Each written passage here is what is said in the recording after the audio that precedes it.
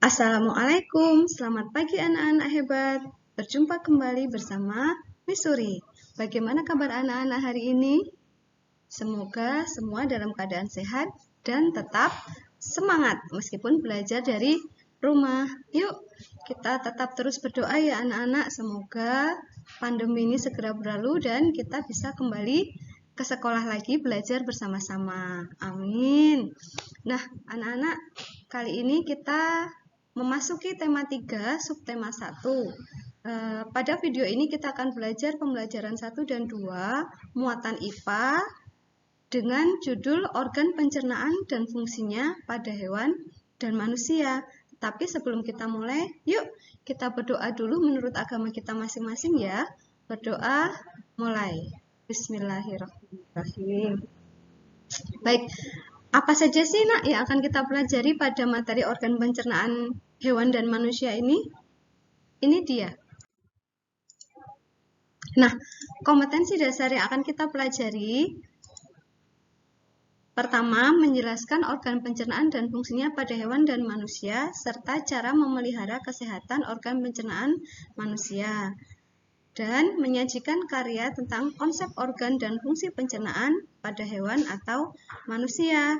Nah, tetapi ini nanti kita sebar materinya selama pembelajaran tema 3 ya, kan ada subtema 1, subtema 2, dan subtema 3. Pada subtema 1 ini, kita hanya sampai pada menjelaskan organ dan fungsinya, serta prosesnya, untuk pemeliharaan kesehatannya di subtema berikutnya. Nah, apa tujuan kita mempelajari materi ini, nak? Nah, nih. Nanti akan ada teks-teks yang disajikan. Nah, semoga dengan mencermati teks itu, anak-anak akan mampu menemukan informasi tentang organ-organ pencernaan hewan dan manusia ya. Nah, nanti juga akan ada gambar-gambar dan harapannya melalui gambar itu anak-anak juga mampu menjelaskan fungsi organ pencernaan hewan dan manusia. Dan nanti di akhir materi, anak-anak akan diminta melakukan presentasi dengan harapan setelah presentasi, anak-anak mampu menjelaskan proses pencernaan pada hewan dan manusia. Dan tentu saja agar kita memahami diri kita ya sebagai makhluk ciptaan Tuhan, agar kita bisa bersyukur bahwa dalam tubuh kita ini terjadi proses yang luar biasa, rumit, tetapi simpel. Ini adalah hasil ciptaan Tuhan yang Maha Esa ya, sistem pencernaan kita ini. Nah, kita belajar materi ini agar kita selalu bersyukur karena kita diberikan tubuh yang sempurna. Alhamdulillah. Baik, kita mulai ya. Nah, anak-anak, pertama kita akan membahas pencernaan pada hewan. Nah, yang kali ini kita bahas adalah hewan ruminansia. Tahu tidak anak-anak, hewan ruminansia itu hewan yang seperti apa ya? Ayo. Baik, ruminansia adalah kelompok hewan mamalia yang biasa memamah atau memakan 2 kali. Nah, kadang-kadang disebut juga hewan memamah biak. Pernah dengar kan? Baik. Nah, apa saja contoh hewan ruminansia? Ini dia. Ada sapi, kerbau, rusa, domba, kambing, dan kijang. Nah, bagaimana ya nak sistem pencernaan hewan ruminansia? Yang katanya ini lebih kompleks itu lebih rumit ya dibandingkan pencernaan hewan-hewan lainnya. Nih, disebut lebih kompleks karena pada hewan ruminansia terdapat 4 bagian lambung. Tuh, lambungnya dibagi 4. Kita aja manusia hanya punya 1. Hewan ruminansia ini mereka lambungnya ada 4. Nah, selain itu, pencernaan pada hewan ruminansia dibantu oleh mikroba. Mikroba ini ada yang berupa bakteri dan ada yang berupa protozoa. Nah, mikroba tersebut dapat membantu mencerna rumput. Karena kan kijang, kerbau, sapi, makanannya apa? Rumput ya. Nah, jadi mikroba ini membantu mereka mencerna rumput. Oke. Nah, sekarang salah satu hewan ruminansia yang tadi kita bahas di contoh adalah sapi. Yuk, kita pelajari organ pencernaan sapi ya. Pertama ada gigi. Gigi utamanya itu ada 2 nak, gigi seri dan gigi geraham. Gigi seri berfungsi untuk memotong, sedangkan gigi geraham untuk mengunyah. Nah, kemudian lidah. Lidah sapi berguna untuk merenggut rumput atau makanan dan mendorong makanan yang sudah dikunyah agar menuju ke lambung. Oke. Selanjutnya saliva. Saliva merupakan cairan atau enzim khusus yang dihasilkan oleh kelenjar khusus pada sapi yang kemudian disalurkan ke dalam rongga mulut. Saliva ini berperan dalam proses pencernaan kimiawi. Siapa pernah lihat sapi sedang mengunyah? Kayak ada itunya ya, kayak ada ilernya itu ya. Maaf ya anak-anak. Nah, ilernya itu salivanya itu yang membantu sapi mencerna makanannya. Nah, kemudian ada lambung yang nanti akan kita bahas tersendiri nih khusus lambung ini. Lambung dan ada usus halus dan ada anus. Nah, sekarang kita bahas lambung sapi yang katanya istimewa itu nak dibagi menjadi 4 bagian. Ini dia gambarnya. Lambung sapi dibagi menjadi 4 bagian anak-anak. Yang pertama adalah rumen. Ini rumen itu bagian yang paling besar ini ya. Ingat-ingat apa yang paling besar? Rumen. Kemudian ada retikulum. Tirukan apa nak? Retikulum. Retikulum yang di dekat tenggorokan ini ya. Kecil di dekat mulut, dekat kerongkongannya sapi itu retikulum. Kemudian yang ketiga adalah tirukan ya, omasum. Apa nak? Omasum. Nah ini yang jendol di sini nih omasum. Biasanya kalau pencernaan sapi ini diberi warna, rumen tuh pink besar, retikulum sama-sama pink tapi kecil di sini ya di bawah mulut sapi. Omasum ini biasanya diwarnai merah tua begini nak. Kemudian ada satu lagi yang terakhir itu abomasum. Ini yang bagian bawah yang nanti menyambung ke usus ya. Yuk kita ulangi. Rumen yang paling besar ini yang pertama, retikulum yang di lehernya sapi ini, kemudian omasum ini jendolan di sini dan abomasum nanti yang nyambung ke usus. Baik, selanjutnya kita bahas satu persatu ya. Rumen. Ayo, di mana tadi rumen letaknya? Nah, itu ya rumen ya. Di rumen ini terjadi pencernaan dengan bantuan mikroba yang berupa bakteri. Nah, di dalam rumen makanan dicerna sehingga menjadi bubur nak, dengan gerakan mengaduk-aduk yang dilakukan oleh dinding rumen ini. Nah, jadi diaduk-aduk makanannya ya. Nah, pada saat sapi beristirahat, makanan yang sudah diaduk di rumen tadi akan kembali ke mulut dan dikunyah lagi. Makanya kan mengunyahnya 2 kali tadi ya, memamah biak tadi ya. Biasanya sambil sapi itu duduk kan dia, kalau anak-anak lihat sapi itu kan kalau duduk mesti mulutnya sambil gerak-gerak ya, gitu ya. Nah, setelah dikunyah, jadi dikunyah masuk ke rumen, dikembalikan ke mulut, dikunyah lagi. Nah, setelah dikunyah yang kedua itulah makanan akan masuk ke retikulum. Apa itu retikulum? Nih, yang mana retikulum? Oh ya, yang kecil itu ya. Baik, apa yang terjadi di retikulum? Di retikulum ini, makanan mengalami proses yang namanya fermentasi, nak. Ya. Nah, saat proses fermentasi ini, sapi dibantu oleh bakteri anaerob dan protozoa. Ini bakteri kecil-kecil. Oh iya, anak-anak mungkin bingung, kok bakteri, Miss? Katanya bakteri itu penyakit. Iya, anak-anak, bakteri itu ada 2. Ada bakteri baik dan ada bakteri yang tidak baik yang merugikan kita ya. Ada bakteri baik yang justru kita butuhkan dalam tubuh kita. Nah, di dalam retikulum ini terjadi absorpsi ya. Jadi ada 2. Di retikulum ada fermentasi, juga ada absorpsi atau penyerapan dan penyaringan benda-benda asing yang masuk bersama makanan. Nah, kadang-kadang kan ada benda-benda plastik, kalau kita buang sampah sembarangan kemakan sapi itu kasihan kan ya. Yuk, sapi harus bekerja keras tuh nak menyaring benda-benda asing yang masuk bersama makanan.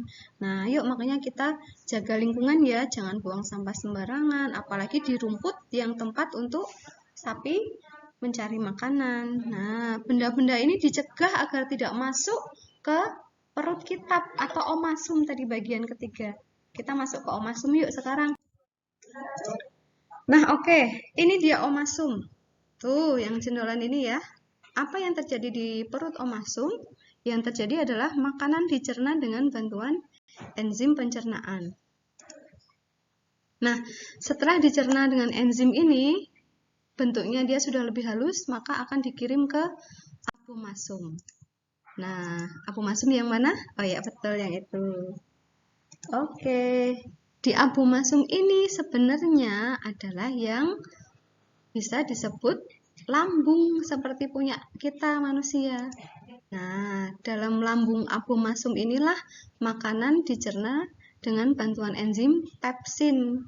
Di abomasum ini menghasilkan enzim pepsin yang membantu proses pencernaan rumput yang dimakan sapi tadi. Nah, apa yang terjadi setelah makanan dicerna dengan enzim di abomasum? Nah, nih, setelah melewati seluruh proses pencernaan dalam abomasum, makanan bergerak menuju usus halus. Nah, tahu nggak anak berapa panjang usus seekor sapi dewasa? Ya, betul. Usus halus sapi dewasa itu bisa 40 meter. Besar ya? Panjang, maksudnya, bukan besar. Oh, besar juga sebenarnya kalau sapi. Nah, di dalam usus itu terjadi absorpsi. Nah, tahu nggak absorpsi itu apa? Absorpsi itu penyerapan ya, penyerapan sari-sari makanan yang nanti akan diolah menjadi energi tuh agar tubuh sapi itu sehat, bisa dipakai untuk menarik bajak sama petani ya. Jadi biar sapinya bisa tumbuh besar kalau nanti mau buat kurban ya. Jadi ini sari-sari makanannya diserap di usus halus ini. Nah, yang tidak diserap untuk jadi energi si sapi akan dikeluarkan melalui anus sisa-sisanya. Nah, ini ya rangkuman proses pencernaan pada sapi ya anak-anak. Tadi apa pertama? Rumput dikunyah di mulut. Kemudian masuk ke mana? Esofagus itu kerongkongan ya. Setelah dari mulut, rumputnya melewati esofagus masuk ke yang pertama tadi apa? Rumen ya. Di rumen diaduk-aduk kan, diaduk-aduk di rumen, kembalikan ke mulut lagi, dikunyah-kunyah lagi, memamah biak. Nah, setelah itu, setelah dikunyah yang kedua kalinya, masuk ke retikulum. Nah, setelah masuk ke retikulum, dilanjutkan ke omasum ya, mulai pencernaan dengan bantuan bakteri tadi. Nah, kemudian masuk ke abomasum, dicerna dengan bantuan enzim. Zat-zat yang dibutuhkan tubuh sapi diserap saat makanan masuk ke usus halus. Kemudian setelah dari usus halus, zat-zat pentingnya diserap, sisa-sisa zatnya baru dibuang melalui anus. Bisa ya nanti anak-anak ya menjelaskan proses ini. Nanti di akhir video tugasnya adalah menjelaskan proses pencernaan pada sapi ini. Rumput dikunyah di mulut, melalui esofagus, masuk ke rumen, kembali ke mulut, masuk ke retikulum, masuk ke omasum, masuk ke abomasum, diolah, dicerna menggunakan enzim, masuk ke usus halus, diserap sari-sari makanannya, dan sisa makanannya dikeluarkan melalui anus. Baik, selanjutnya kita masuk pada organ pencernaan manusia. Nah, ini diri kita sendiri nih. Asik ya kita belajar organ pencernaan manusia. Ini dia gambar organ-organ pencernaan pada diri kita yaitu manusia. Kita akan sekaligus belajar dari gambar dan fungsinya ya nak ya, fungsi masing-masing. Yang pertama, apa hayo? Yap, mulut. Apa fungsi mulut? Nah, mulut itu di sini ditulis berfungsi mengunyah. Sebenarnya bukan mulutnya ya, karena di dalam mulut ada apa? Ya, di dalam mulut ada gigi yang berfungsi mengunyah dan menghancurkan makanan. Organ apa berikutnya? Yang panjang nih di leher kita ini. Ya, berikutnya adalah kerongkongan. Apa fungsi kerongkongan? Mendorong makanan agar masuk ke dalam lambung melalui gerak peristaltik. Jadi kayak memompa gitu ya gerakannya ya, biar makanannya masuk ke lambung. Nah, selanjutnya apa nak? Setelah dari kerongkongan, ya lambung. Lambung ini berfungsi melarutkan makanan yang masuk melalui kontraksi dinding lambung dan bantuan getah lambung, sehingga makanan akan menjadi lunak seperti bubur. Selanjutnya ini di dekatnya lambung sini, ini panahnya di sini, ini hati nak namanya. Hati ini berfungsi untuk menghasilkan empedu. Ini empedunya misuri tandai hijau ini ya. Empedu tuh yang nyenil hijau di sini. Dalam bagian dari dalam hati. Empedu ini kalau anak-anak pernah beleh ayam, empedu kalau pecah semua hati dan daging ayamnya akan menjadi pahit.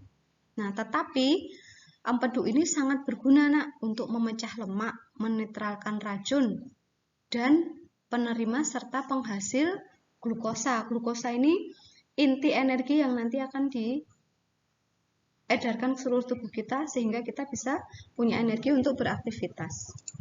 Nah, kemudian ada usus halus nih ya, melungker-melungker di dalam sini ya. Ini lambung, usus halus, hati, ini empedu, dan ini mulut ya. Usus halus berfungsi menyerap sebagian besar nutrisi yang terkandung dalam makanan tadi. Nah, jadi setelah dicerna tadi lewat lambung, sudah dipecah lemaknya, dinetralkan racunnya, sudah dihasilkan zat-zat inti glukosanya, itu diserap nutrisinya melalui usus halus. Nih, selanjutnya apa? Ini dia usus besar. Yang usus besar ini yang mengelilingi usus halus ini. Nah, usus besar ini berfungsi untuk membusukkan sisa-sisa makanan ya nak ya. Membusukkan sisa-sisa makanan dan agar kalau sudah busuk bau ya. Nanti terus bisa dikeluarkan melalui anus. Sama seperti hewan tadi, sisa-sisanya dikeluarkan melalui anus, kita juga dikeluarkannya melalui anus. Yuk kita ulang. Apa saja organ pencernaan pada manusia? Ada mulut, kerongkongan, lambung, hati yang ada empedunya, usus halus, usus besar, dan anus. Ada 7. Sebenarnya nanti kalau yang di buku hanya ada 6. Hati tidak dihitung dalam buku. Anak-anak cukup menyebut 1 mulut, 2 kerongkongan, 3 lambung, 4-nya usus halus, 6-nya usus besar, dan 5-nya usus besar, dan ke-6-nya anus. Ini misuri tambahin. Nah, terus bagaimana nak pencernaan yang terjadi pada manusia? Nah, kita ulangi lagi nih. Ada mulut, ada kerongkongan, ada lambung. Ini nanti yang sesuai buku tema 3 kita hanya ini ya. Ada usus halus, usus besar, dan anus. Hanya 6 ya nanti kalau ditanyakan. Anak boleh jawab 6, boleh jawab 7. Nah, oke. Yang pertama, makanan masuk ke mulut diapakan? Dikunyah ya menggunakan gigi. Kemudian ditelan melalui kerongkongan, melalui gerak peristaltik tadi. Kemudian terjadi pemecahan makanan dari zat yang kompleks menjadi molekul-molekul yang lebih sederhana dengan bantuan enzim dalam lambung. Jadi pencernaan makanan yang sesungguhnya itu ada dalam lambung. Zat-zat makanan dipecah dari zat yang kompleks menjadi molekul-molekul yang sederhana dengan bantuan enzim. Nah, setelah menjadi molekul-molekul itu, sari-sari makanan akan diserap di usus halus. Nah, setelah dari usus halus, sisa-sisa yang tidak terserap oleh usus halus akan dan tidak diperlukan lagi oleh tubuh akan dibuang melalui anus. Nah, begitu ya anak-anak proses pencernaan pada manusia. Yuk kita ulangi sebentar yuk. Makanan masuk ke mulut, dikunyah, kemudian ditelan melalui kerongkongan sampai ke lambung. Terjadi pemecahan zat dari makanan yang kompleks menjadi molekul yang lebih sederhana. Kemudian terjadi penyerapan sari-sari makanan pada usus halus dan sisa-sisanya dikeluarkan melalui anus. Nah, baik anak-anak, sekarang kita sampai pada tugas. Tugasnya ada 3 ya. Ada 4 sebenarnya, tapi yang ketiga dan keempat jadi 1. Anak-anak dicontoh gambar sapi tadi, pencernaan hewan sapi tadi, seperti di buku tema 3, atau boleh mencontoh pada file ini dalam kertas gambar ya. Boleh ukurannya minimal A3, boleh A4 ya. Sama, jadi menggambar 2 organ pencernaan ruminansia sapi dan organ pencernaan manusia. Kemudian diwarnai ya nak ya. Setelah itu organ itu akan digunakan untuk presentasi. ya. Jadi anak-anak presentasi menggunakan gambar itu ditunjukkan. Pertama, makanan masuk melalui mulut, lalu ke kerongkongan, ke lambung, sampai akhirnya dibuang melalui anus. Ditunjukkan pakai gambar itu ya. Direkam ya di video, nanti dikirim lewat grup boleh, Japri boleh, tapi yang bisa lewat Google Classroom lebih baik, langsung bisa dinilai di Google Classroom. Baik, terima kasih anak-anak atas perhatian dan waktu yang anak-anak luangkan untuk menonton video ini. Kalau ada yang mau ditanyakan, boleh japri ke nomor Missouri, ada email, ada nomor telepon, atau ada anak-anak sudah simpan semua di grup ya. Dan selamat belajar, meskipun dari rumah ya, tetap semangat, tetap berdoa, insya Allah kita bisa melewati pandemi ini. Baik, yuk kita akhiri dulu dengan berdoa juga menurut agama kita masing-masing ya. Berdoa, alhamdulillahirrahmanirrahim. Terima kasih anak-anak, mohon maaf kalau ada yang kurang paham nanti bisa japri ya. Mohon maaf kalau ada salah kata dari Missouri. Assalamualaikum warahmatullahi wabarakatuh. Dah.